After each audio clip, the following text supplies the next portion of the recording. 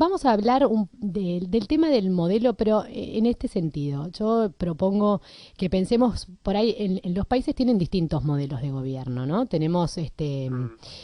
algunos que, por ejemplo, se definen como populistas, otros, y bueno, y otros tipos de modelos. ¿Qué sería un modelo de populismo, por ejemplo? Bueno, el populismo para mí, quien mejor lo ha definido es el propio Ernesto Laclau, que murió hace pocos días Ujú. y que es considerado por el mismo kirchnerismo como uno de los popes del modelo, ¿no? Y Sí. escribió un libro que se llama La razón populista, es decir, que trata de mostrar cuál es la racionalidad del populismo. Y yo les recomiendo que lo lean, es muy difícil de leer porque el nombre es bastante complicado, pero en esencia él demuestra que en su teoría, en su visión, es necesario la idea del conflicto. Y si ustedes Ujú, escuchan a la Presidenta van a ver que ella ve la vida como un conflicto. ujú, Y este conflicto hay que ponerlo en tensión, extremar esa tensión del conflicto, dice Laclau, para poder superar las instituciones y pasar por arriba de las ujú. instituciones, por ejemplo, por arriba de la Constitución, ¿no? Claro. ¿Y eso por qué? Porque ellos ven que de esa manera se puede forzar la distribución de la riqueza que las instituciones que ellos ven como burguesas protegen, por ejemplo, la propiedad privada. Ujú. Entonces ahora están haciendo en La Rioja, por ejemplo, expropiaciones o ese tipo de cuestiones. Eso es pasar por, o en el momento que confiscaron YPF. Ahora lo Claro. solucionaron porque el modelo está empezando en su última fase, que yo creo que está en la fase terminal, ¿no? Bueno, entonces, para vos, el modelo este propuesto por el gobierno kirchnerista es claramente un modelo populista, ¿no? O no. Sí, sí, no solo para mí, creo que ellos mismos lo han dicho, que Por la eso, CLO ellos es... lo dicen, pero viste que a veces parece que dicen una cosa y en el fondo terminan haciendo otra. ¿Vos cómo ves ese sentido? ¿Ellos dicen y hacen, ponen en práctica el modelo populista? Yo creo que lo han Sí, puesto en práctica durante 10 años, bien. con una clara visión, y nosotros, por ejemplo, hacemos un índice de calidad institucional, que es Ujú, exactamente lo contrario de este modelo. Y en ese índice aparecen 200 países, y está tomado por 8 indicadores internacionales, de fundaciones internacionales y del Banco Mundial, ujú. y tanto de fundaciones de Europa como de Estados Unidos, y ellos muestran el ranking de todas las naciones a nivel institucional. Y en los primeros 20 lugares vas a ver todos los primeros países del mundo en términos de PBI per cápita y demás, pero también en términos institucionales. Los países nórdicos, Dinamarca, Noruega, Estados Unidos también, y por supuesto otros países europeos, Suiza y Suecia, es decir, que tenés modelos con mayor Estado o modelos con menor preponderancia del Estado, pero en ambos con una protección institucional fenomenal. Se Claro. protegen los derechos de propiedad, se protegen las legislaciones de mercado, se protege el libre comercio y también se protege la propiedad pública. Es decir, uno va a Suecia, no puede invadir una plaza e instalarse ahí una villa, Claro. ¿no? Es decir, ni la propiedad pública ni la privada puede ser invadida. Hay Mm. reglas de juego claras. Sí, y entonces este populismo, este modelo, digamos, para vos funciona o no funciona y depende el funcionamiento, esta es la pregunta más que te quiero hacer, el funcionamiento del modelo populista, ¿depende de quién lo dirige o no va a funcionar nunca a tu criterio? No va a funcionar nunca porque justamente lo que ellos buscan es destruir las instituciones. Ujú, Argentina, por ejemplo, en 8 años ha caído 41 lugares en el índice de instituciones. ujú, Para mí eso es exactamente horrible. claro. Ahora, si lo das vuelta al ranking, o sea, los que hoy están en el último lugar de este ranking, ¿quiénes son? Norcorea, el que Ujú, está último, y sí, en los últimos 15 lugares van a aparecer países como Cuba y Venezuela. claro, Para el gobierno kirchnerista, Cuba y Venezuela son el modelo a seguir. exacto. Y hacia allí vamos. Hemos Sí. recortado a un ritmo vertiginoso 41 lugares con esos países. Mm, Entonces ellos creen que ese es el modelo, ujú, porque realmente no creen en la posibilidad de la cooperación entre las personas, entre los empresarios y sus empleados. Ellos ven toda la vida como un conflicto. ujú, Y sin embargo, lo que demuestra el mundo es que todos los países exitosos piensan que las soluciones tienen que ser institucionales mm, y las instituciones se tienen que dedicar a resolver los problemas. sí, Por ejemplo, se supone que ellos lo que buscan es distribuir la riqueza, ujú, pero cuando miramos los números encontramos que tanto en Venezuela como en Argentina la pobreza sube, sí, mientras que en cambio en Chile la pobreza ha bajado 2/3. Los últimos 30 años en Argentina la pobreza pasó de 5%, hoy no sabemos porque el INDEC ya no publica los números, pero los privados dicen entre 27 y 36%. Sea como sea, se multiplicó por lo menos por 5 veces. sí. Sí, y en este modelo, ¿no? Entonces vos enumerabas recién un poco las consecuencias que deja este tipo de aplicación de gestión, digamos, o de visión de país que tiene el modelo populista. ¿Qué otra consecuencia ves que nos está quedando a nosotros después de estos 10 años de aplicar este modelo acá en la Argentina? Bueno, por lo pronto tenemos lo más grave son las instituciones, Sí, o sea, la que están. justicia, la forma de encarar el tema de la seguridad. Ellos creen, han cambiado la idea que uno tenía del sistema de código penal y la justicia, donde básicamente el delincuente tenía que ir preso. Sí. Ahora, el delincuente es visto como víctima, y es visto como víctima por una sociedad injusta. Ujú, Entonces se defiende al delincuente y se condena al policía. ujú. Ahora, obviamente este sistema lo que hace es producir más violencia, más inseguridad, y después que la gente últimamente está tomando la justicia en su propia mano, que es lo peor de todo, ¿no? Sí, sí, sí, Con lo cual hay muchas cosas que nos están deteriorando. Después está el tema económico, pero para mí no es el más grave es el tema institucional. sí, El tema económico también, porque uno ve el tema de la energía, por ejemplo, empezaste con tarifas muy bajas, las inversiones se fueron de la Argentina, por ejemplo, a Bolivia y otros países, y bajaron 50% las reservas de petróleo y gas, y hoy tenemos escasez, y por eso estamos con estos tarifazos, tratando de recuperar lo que no se hizo en los últimos 10 años. mm. Y en este sentido, ¿vos crees que Kicillof, viste que se lo ha calificado de marxista, como que tuviera una impronta así? ¿Vos crees que es así o se hace, digamos?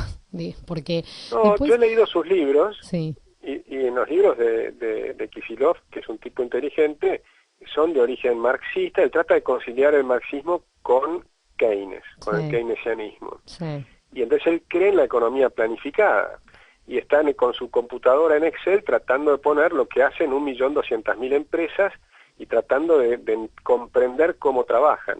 Por supuesto eso es imposible y claro, le sale mal. claro, Y por eso empiezan ahora a restringir las importaciones y demás. Lo que le pasó a Kicillof es que le tocó la parte mala del populismo. Porque el populismo al principio es lindísimo. claro, Te bajan las tarifas de los servicios, de la energía y todo lo demás. Por lo tanto, lo que vos gastás en agua, electricidad, en transporte, en ir al trabajo, etcétera, se reduce. Te queda más plata en el bolsillo. Con esa plata en el bolsillo ellos hablan del boom del consumo. Puedes comprarte un televisor, cambiar la lámpara de tu dormitorio, y entonces es un boom de consumo, la gente está contenta y te vota. mm, Pero el problema aparece 10 años después, que es lo que estamos hoy, y es lo que claro. está recibiendo Kicillof. Es lo que está recibiendo Kicillof y en estos casos, en esta última instancia, de alguna manera el otro día hubo un intento.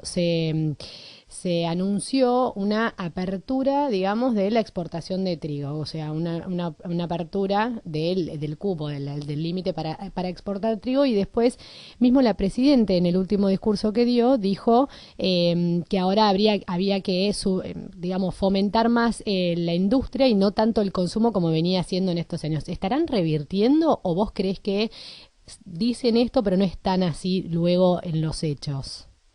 Bueno, en los hechos se están revirtiendo parcialmente porque ya no se daba más. En enero la Argentina colapsaba, las Ujú. reservas caían a una velocidad vertiginosa.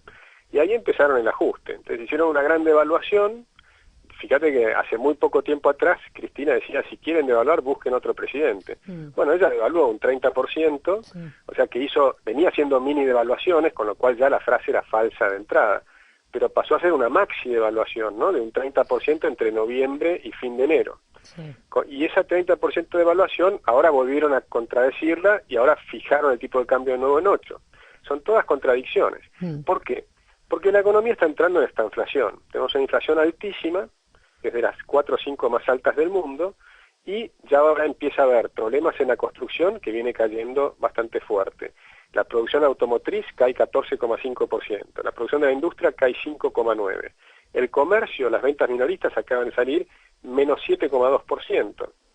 Entonces tenés muchos de los sectores cayendo con una inflación todavía altísima. Y eso, que estamos con el mejor contexto internacional de nuestra historia. claro, Los precios de la soja están altísimos, vos estás en Pehuajó, sí, toda esa zona de la soja y demás, es impresionante la producción que tiene, con unos precios muy, muy altos. sí, Con lo cual, en el mejor momento de la historia, estamos entrando en esta inflación.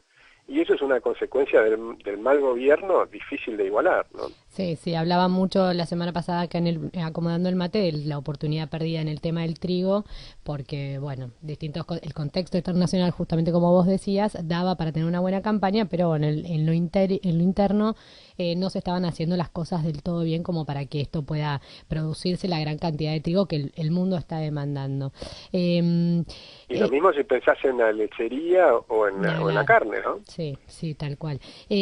Agustín, hablábamos recién del tema del feriado puente, ¿no? En la legislatura de Santa Cruz aprobó un proyecto en estos días de ley para declarar el feriado el día de la muerte de Néstor Kirchner. O sea, agregan en Santa Cruz un feriado más por el día de la muerte de Néstor Kirchner.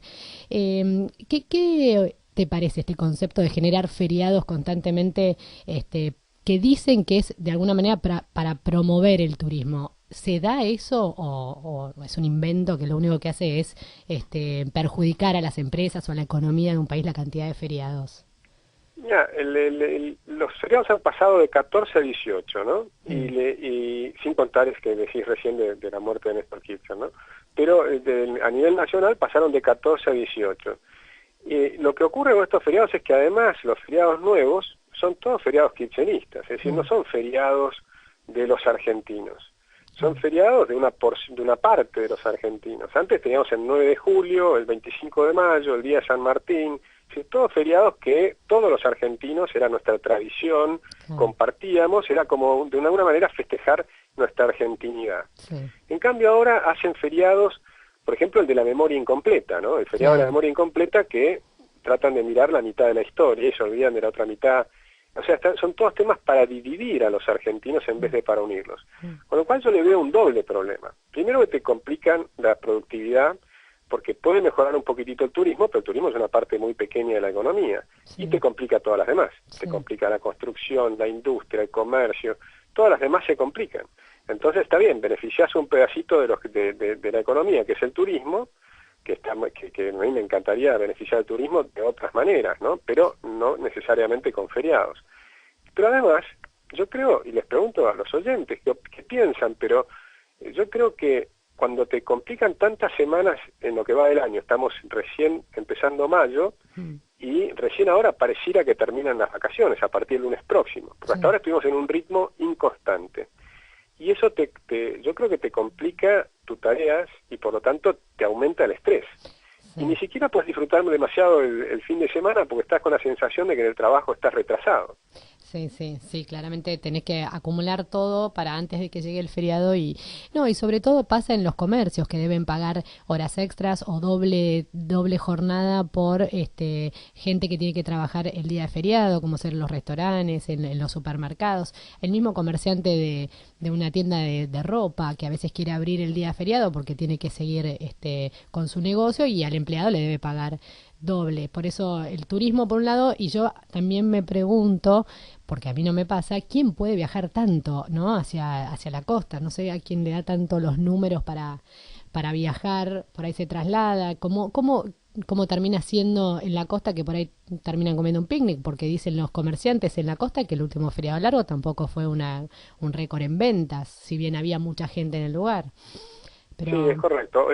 Por ejemplo, ahora estuve leyendo que en Mar del Plata estaba 50% ocupado este fin de semana, así que ya no es los récords ni nada por el estilo. Yo creo que pasa lo que tú dices, ¿no? Que en algún momento el bolsillo no te da para seguir yéndote todos los fines de semana largo a otro lugar, ¿no? mm, Y en mm. cambio en la ciudad de Buenos Aires ahora, por ejemplo, hubo mucho tráfico estos últimos 2 días, porque la gente se ha quedado, mucha gente se ha quedado. Me comentaron muy llena la Feria del Libro, como un programa para acceder con familia. Dice, muchas familias en el día de ayer explotó la Feria del Libro.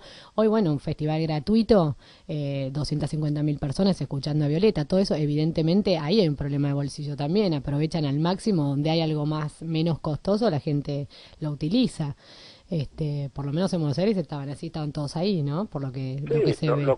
lo cual me parece muy bien. Yo Sí. de todas maneras creo que estamos viviendo el final de este ciclo, ¿no? Pues fueron 10 años de desencuentros, de peleas, de Sí, agredir a todo el mundo, porque no solo entre los argentinos, sino a todos nuestros vecinos. sí, O sea, sí. nos hemos peleado con los chilenos, con los uruguayos, con los paraguayos, con los españoles, con todos nuestros amigos.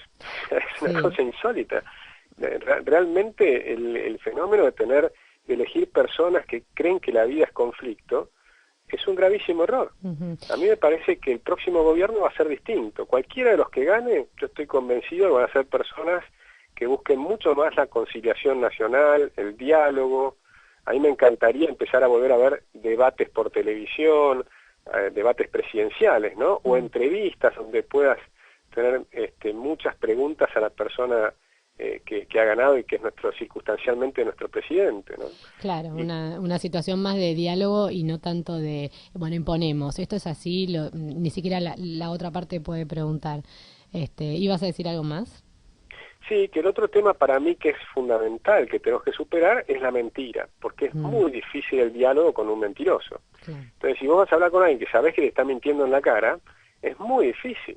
Entonces, ¿cómo vas a hablar con el ministro de Economía si te dice que la inflación es el 10% cuando vos sabés que es el 25%, el 30%?